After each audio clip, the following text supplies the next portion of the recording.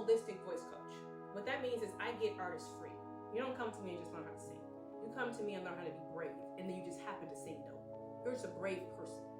And what I've noticed in the many years of working with artists, whether they're worship leaders or whether they're recording, label, signed artists, doesn't matter, is most of them either don't know who they are, don't like who they are, or they like who they are, but they don't think you will. That criticism piece is no joke, right? That fear of what people will say is so big, especially in this industry, because so much of what you're doing is in front of people and their response does impact your performance or impacts how your performance is perceived. We'll leave it like that. That being said, that fear that is simmering underneath every human being that comes in here to be with me, trying to get their high notes, their electric notes, their loud notes, their long notes, trying to be the thing, right? The one that they know they are, the one they're in the bathroom practicing and privately sharing with themselves and the people they feel safe with, right? That person typically is not sharing themselves because they're in an environment that tells them that they should not. Or they are sharing themselves, but they're sharing themselves in the way that the environment dictates they should. Either way it goes, the environment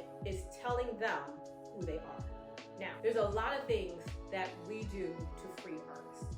I mean, we're talking neurological, we're talking spiritual, we're talking physical, how to get yourself and change your state of being. There's so much to do. You gotta know your diet. You gotta know like all the things that impacts you that makes you weaker or stronger. But if you wanna have one, if I could give you one big hack, I'm talking like a big hack.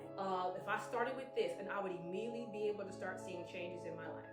The number one hack that I have always given when I'm doing my artist retreats, when I'm doing one-on-one coaching with my clients who are like, I want to make a living doing this, right? The hack that I share with them is this.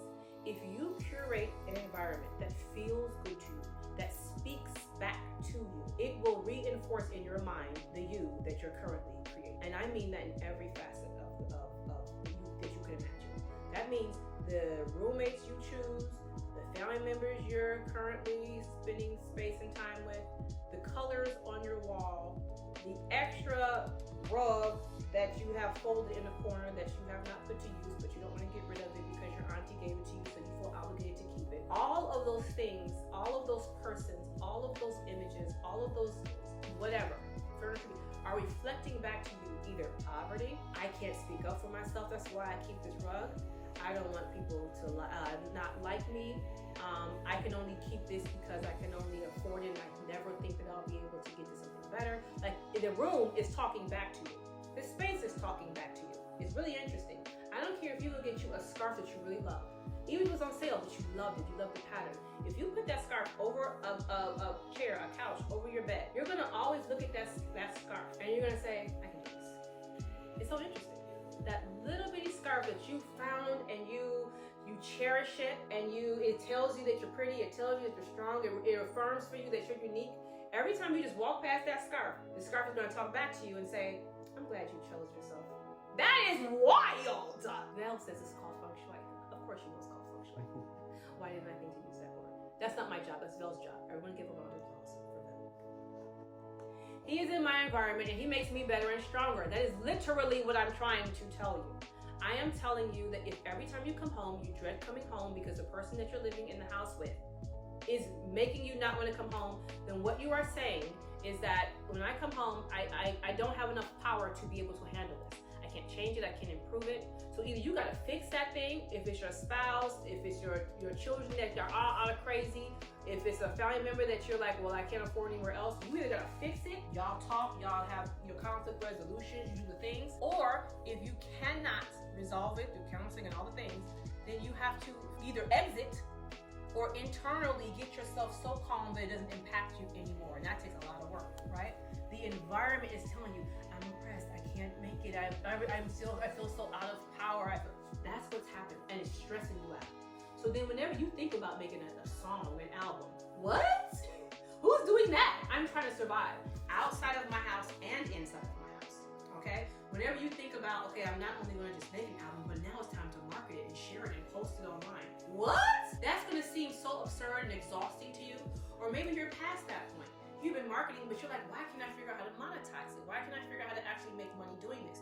It's because you do not have the bandwidth to go to that next level because something in your house is always telling you, you can't actually really make money doing this. We're used to being poor. I'm telling you a hack. So that means you got to go through your space and start literally looking at what is pulling my energy? What is overwhelming? What do I have to keep combing through because I have too much stuff in my drawer so I can never find the keys, I can never find the socks? That's telling me you can't be organized. You can't get your life together. I'm telling you, every time you can't find something every morning, you are reaffirming, girl, you ain't never got your life together. It's so wild. So do the things that you already know how to do so that your feng shui is wild. You see how I put my little accent? Do what you got to do so that your life is clear. You have a space. There's not a whole lot of everything clumped on top of each other. You have pieces that you like enough. It inspires you enough so that you're not looking at your environment and your environment is looking back at you like, dreams? Who's dreaming these days? You don't like your family, you don't like your friends, you don't like your company, you don't like your house, you don't like your furniture, you don't like the food in your fridge. You don't know how to dream. We fail. That is what your space is saying to you. And if there is anything, if I could ever give to anyone that could help them heal long enough so that they can become the person who is strong enough and has enough character to handle the weight of a dream, like being a singer, it's create a home. Even if you have one room, figure out how to do it rent worthy. You know, some things you can't paint. Figure out how to do it where it can be rent, you know, maybe rent so people be happy. Or if you can paint it and put wallpaper up, I'm telling you, invest in spending time to, at the budget you have, start to transform the space you're in so that the space can start to transform you.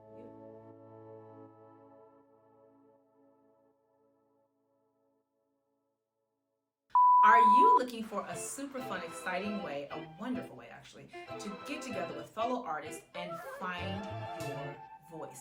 Then release it to the world. Wonderful. You are looking for our one full day artist retreat at bravevoiceacademy.com. Look, sing brave, hit your notes, and make your dreams come true in the way that feels